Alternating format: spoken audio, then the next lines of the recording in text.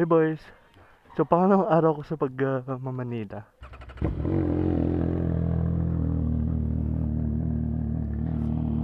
Malupit. Masaya naman ako boys. Kaso masyado lang malakas. Hindi ko man napansin na gumaan yung motor by the way. Sabi nila mapapansin mo daw gagaan eh. Ako parang wala lang.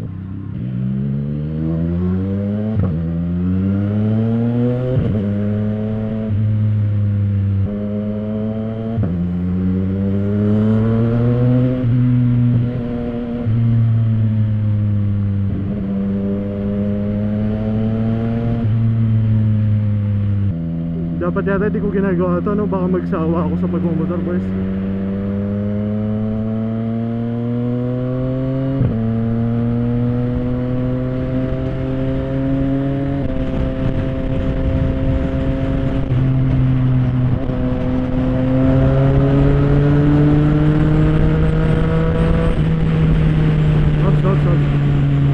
Tama na. Mukhang uulan eh, oh. Nakawala yung araw ko sa konti-konti. Sana hindi. 1.5 kilometers daw bago tayo magra-ride sa may Tordesillas. Buti na lang rinig niya ako no boys, kaya hindi siya nag-left. Hashtag justify5.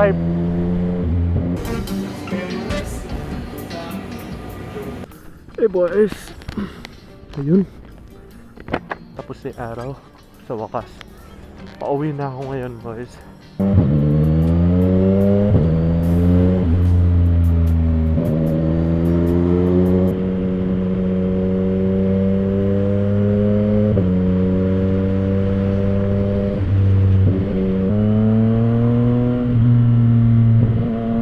Saan na yung Petron dito? May Petron dito boys, diba? Iisip kong kumain doon, kaso hindi na pala. Titipid na ako boys. Bahay na lang. Lapit na San Fernando, kaso grabe yung ulan boys. Ang lakas, tapos kumikidlat. Umuulan, masakit.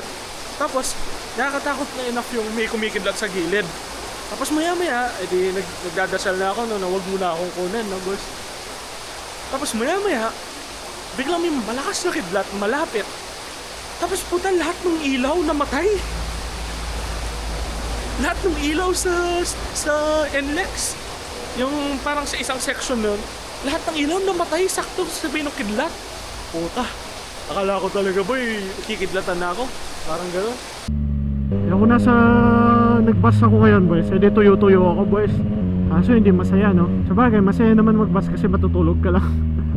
Tapos hindi ka pa takot makidlatan.